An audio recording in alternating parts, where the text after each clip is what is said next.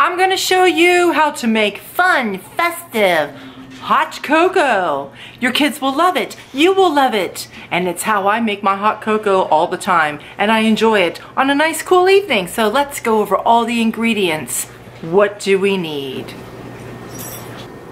Okay, these are the list of ingredients you're going to need. Minus the smokers. They're just there for a nice little prop and for a nice little visual effect to see the steam rolling out of their mouths.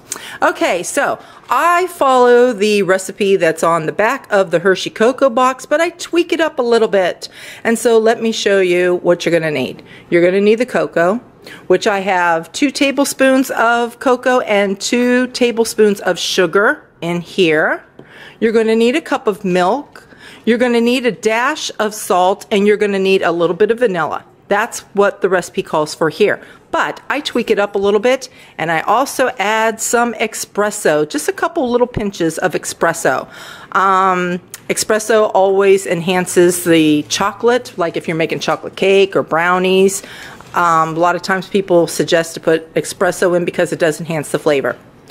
What else we're going to need, in addition to your mug, you're going to need some marshmallows, you're going to need some Ready Whip, you're going to need some sprinkles, any color, any kind that you like. And then if you have any of these fun things like these chocolate spoons, I got these. They're white chocolate, but they're peppermint flavored, and they're candy cane striped obviously. And then they have peppermint sticks too, chocolate covered peppermint sticks.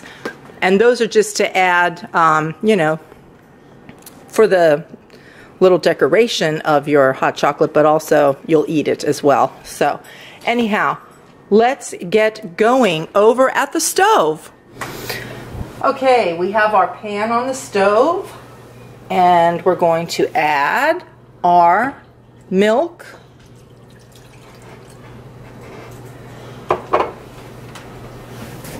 Go ahead and put in, it's about 1/4 teaspoon, so like a little splash of vanilla.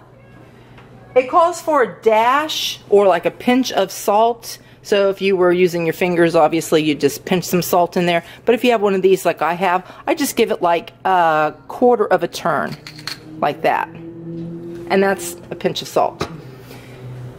Then we're going to need to put in our cocoa and our sugar.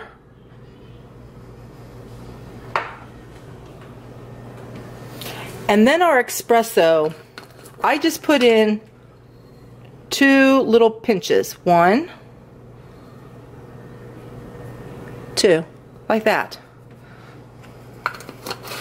And this obviously is a recipe for just one person. So if you're making for your kids or your family, however many people that would be, you would have to, you know, do it more times than this.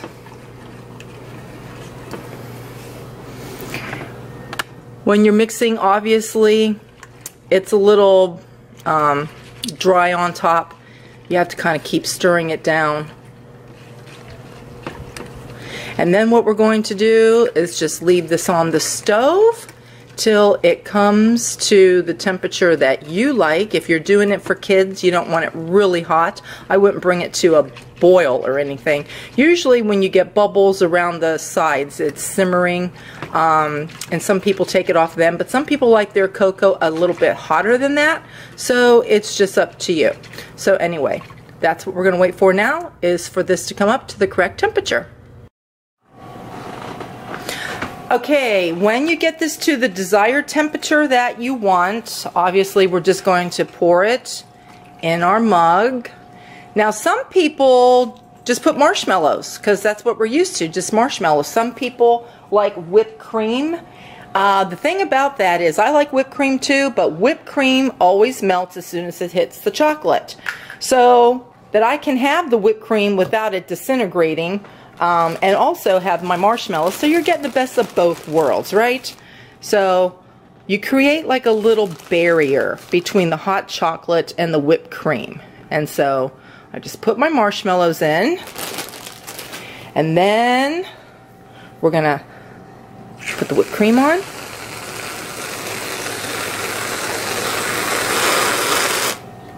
And then you're going to put some sprinkles on. Any kind of sprinkles that you like. I'm just doing red just because it's Christmas. You could do red and green, whatever you like.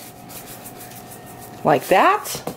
And then, if you have any of these spoons or the little peppermint sticks, some people put candy canes in. It's whatever you like. Then, you just take one of these. And I would just put it down to where the marshmallows are. Otherwise, if you stick it way down into the chocolate, it's going to begin to melt. And also, you're still going to need a spoon because you're going to still need to get that whipped cream off and the marshmallows and eat it all up. And you will find that that is delightfully delicious. So anyway, I hope that you give this a try. I'm sure that your kids will love it. I know that you will love it too because I love it. And if you like hot cocoa, this is the way to go. This is the way that I've been making it for probably, I don't know, about 11 years now. It was actually one of my clients. I was at her hair salon, and one of her workers was serving cocoa one time for all the clients that came in to get their hair done, and I just happened to be there, you know, because of work, but they brought me a cup of hot cocoa, and it was just like this, and I said, that's the way to go. So this is how I make it all the time, and it's the best in the world. So anyway, hope that you enjoy.